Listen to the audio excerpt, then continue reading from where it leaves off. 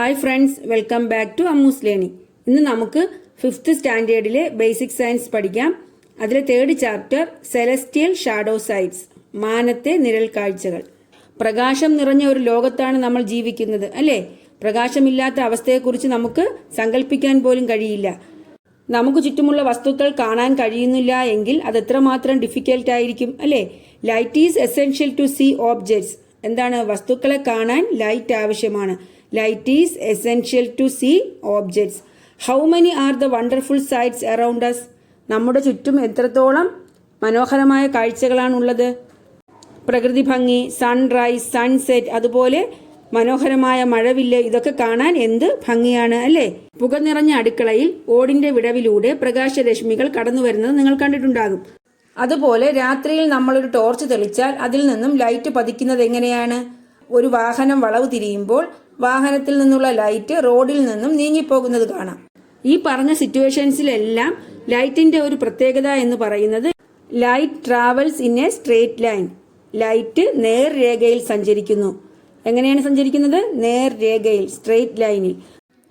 അമ്മു കത്തിക്കൊണ്ടിരിക്കുന്ന ഒരു മെഴുകുതിരിയുടെ ഫ്ലെയിം 3 കാർഡ്ബോർഡ്സിന്റെ ഹോൾസിലൂടെ കാണാൻ ശ്രമിക്കുകയാണ്.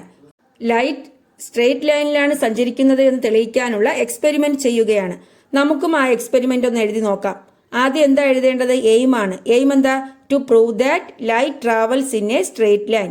ലൈറ്റ് സ്ട്രേറ്റ് ലൈനിൽ സഞ്ചരിക്കുന്നു എന്ന് പ്രൂവ് ചെയ്യുക. Materials required. എന്തൊക്കെ മെറ്റീരിയൽസ് ആവശ്യം? 3 thick cardboards, burning candle, stands. 3 കട്ടിയുള്ള കാർഡ്ബോർഡ്സ്, കത്തുന്ന മെഴുകുതിരി, പിന്നെ എന്താണ്? സ്റ്റാൻഡുകൾ.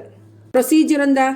Make holes in 3 cardboards and fix them in stands. 3 കാർഡ്ബോർഡ്സിലും ഹോൾസ് ഉണ്ടാക്കുക, അത് കഴിഞ്ഞ് അത് സ്റ്റാൻഡിൽ ഫിക്സ് ചെയ്യുക. Arrange them in such a way that the flame of the burning candle is visible through the holes.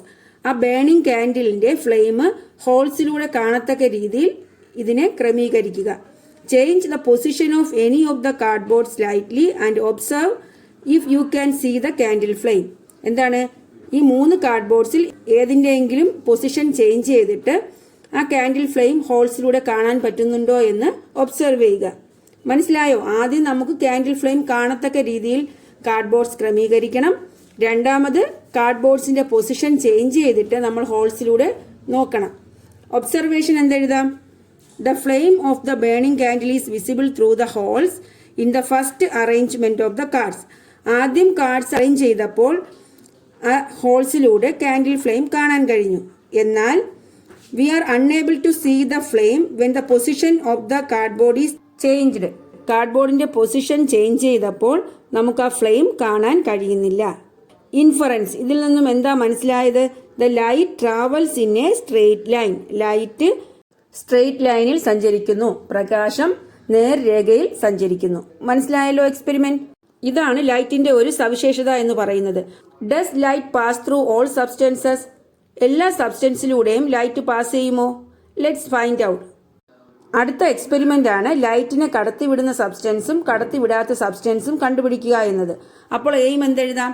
Aim to find out the substances which allow light to pass through and those which do not.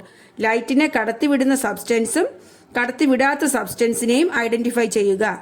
Materials required. എന്തൊക്കെ മെറ്റീരിയൽസാണ് നമ്മൾ എടുക്കുന്നത്? Glass sheet, metal vessel, oil paper, ground glass, cardboard, block of wood, ball and torch.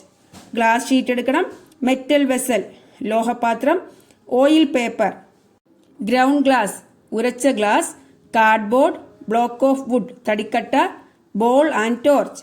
മനസ്സിലായോ? Procedure എന്താ? Direct the torch light on to a wall. ഒരു ചുമരിലേക്ക് torch light പതിപ്പിക്കുക. Observe the changes when different objects are introduced into the path of light.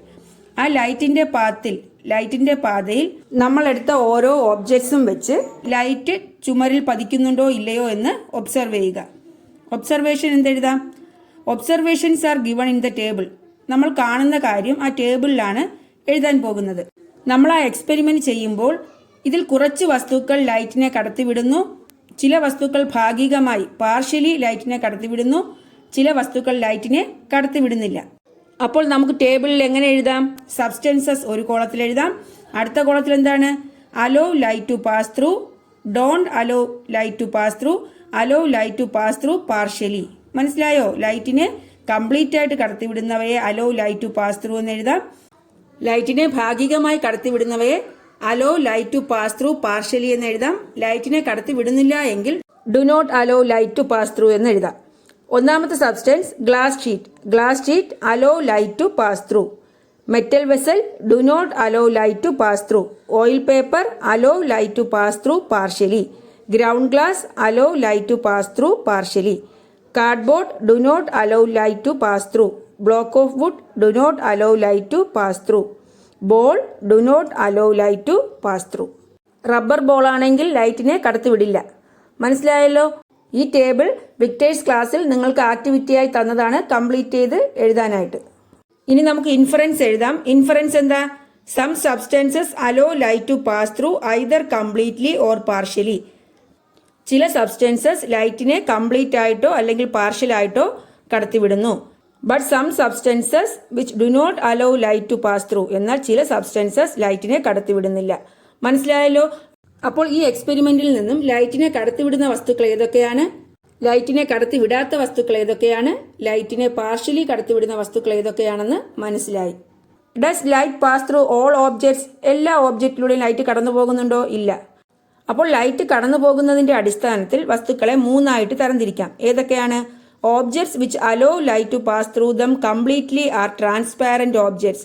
Complete ആയിട്ടും ലൈറ്റിനെ കടത്തിവിടുന്ന വസ്തുക്കളെ transparent objects എന്ന് പറയാം, സുതാര്യ വസ്തുക്കൾ. Objects which do not allow light to pass through them are opaque objects. ലൈറ്റിനെ കടത്തിവിടാത്ത വസ്തുക്കളെ ഒപ്പേക്ക് ഓബ്ജക്ട്സ് എന്ന് പറയാം, അതാര്യ വസ്തുക്കൾ. Objects which allow light to pass through them partially are translucent objects. ലൈറ്റിനെ പാർഷ്യലി ഭാഗികമായി കടത്തിവിടുന്ന വസ്തുക്കളെ ട്രാൻസ്ലൂസന്റ് ഓബ്ജക്ട്സ്, അർദ്ധധാര്യ വസ്തുക്കൾ. മനസ്സിലായല്ലോ? What are transparent objects? Objects which allow light to pass through them completely are transparent objects. What are opaque objects? Objects which do not allow light to pass through them are opaque objects. What are translucent objects? Objects which allow light to pass through them partially are translucent objects. അപ്പോൾ മൂന്ന് തരം objects ഏതൊക്കെയാണ്? Transparent objects, opaque objects, translucent objects. ഓരോന്നും എന്താണെന്ന് മനസ്സിലായി. അതിനുള്ള എക്സാമ്പിൾസും നിങ്ങൾക്ക് മനസ്സിലായി. എങ്കിൽ നമുക്ക് 3 ടേബിളിലായിട്ട് ഇതിനെ ക്ലാസിഫൈ ചെയ്ത് എഴുതാം. ഇതും നിങ്ങൾക്ക് വിക്ടേഴ്സ് ചാനലിൽ നിന്നും തന്ന ആക്ടിവിറ്റിയാണ്. ട്രാൻസ്പാരന്റ് ഓബ്ജക്ട്സ് ഏതൊക്കെയാണ്, ഒപ്പേക്ക് ഓബ്ജക്ട്സ് ഏതൊക്കെയാണ്, ട്രാൻസ്ലൂസന്റ് ഓബ്ജക്ട്സ് ഏതൊക്കെയാണെന്ന് എഴുതാൻ. ഏതൊക്കെ എഴുതാം? Materials may be classified on the basis of the transmission of light through them. Light transmit ചെയ്യുന്നതിന്റെ അടിസ്ഥാനത്തിൽ, ലൈറ്റ് കടത്തിവിടുന്നതിന്റെ അടിസ്ഥാനത്തിൽ മെറ്റീരിയൽസിനെ നമുക്ക് ക്ലാസിഫൈ ചെയ്യാം. Allow light to pass through, ലൈറ്റിനെ കടത്തിവിടുന്നവ. Do not allow light to pass through, ലൈറ്റിനെ കടത്തിവിടാത്തവ.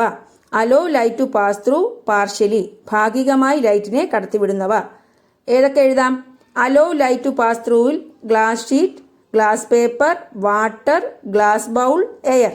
Do not allow light to pass ത്രൂവിൽ എന്തൊക്കെ എഴുതാം? Metal vessel, cardboard, wood, rock, tin sheet.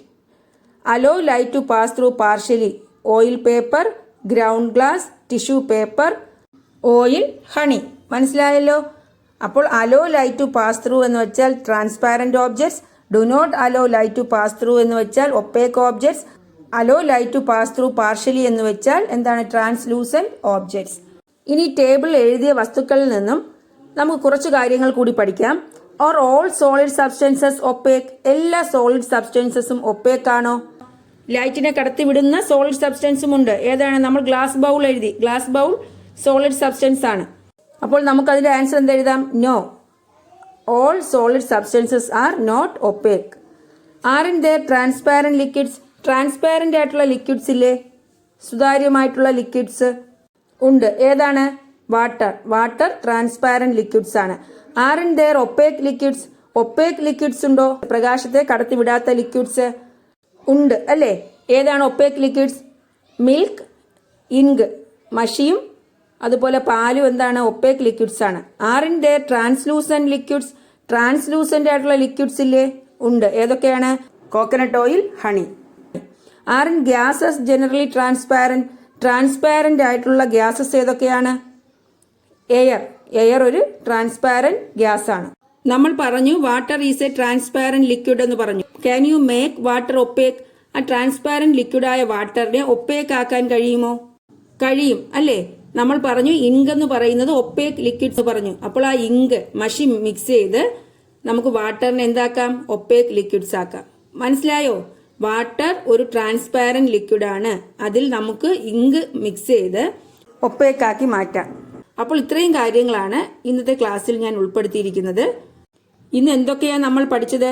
Light is essential to see objects, light travels in a straight line, അതുപോലെ എന്താണ്? ലൈറ്റിനെ കടത്തിവിടുന്നവയുടെ അടിസ്ഥാനത്തിൽ വസ്തുക്കളെ transparent objects, opaque objects and translucent objects എന്ന് തരംതിരിക്കാം. അത് ഏതൊക്കെയാണെന്ന് പഠിച്ചു. അതുപോലെ ട്രാൻസ്പാരന്റ് ലിക്വിഡ് ഏതാണ്, ഒപ്പേക്ക് ലിക്വിഡ് ഏതാണ്, ട്രാൻസ്പാരന്റ് ഗ്യാസ് ഏതാണ്, പിന്നെന്താ ട്രാൻസ്ലൂസന്റ് ലിക്വിഡ് ഏതാണ്, ഇതൊക്കെ നമ്മൾ പഠിച്ചു. അപ്പോൾ നിങ്ങൾക്ക് എൻ്റെ ക്ലാസ് മനസ്സിലായി എന്ന് വിചാരിക്കുന്നു. നിങ്ങൾക്ക് എൻ്റെ ക്ലാസ് ഇഷ്ടപ്പെട്ടാൽ നിങ്ങളെൻ്റെ ചാനൽ സബ്സ്ക്രൈബ് ചെയ്യുക.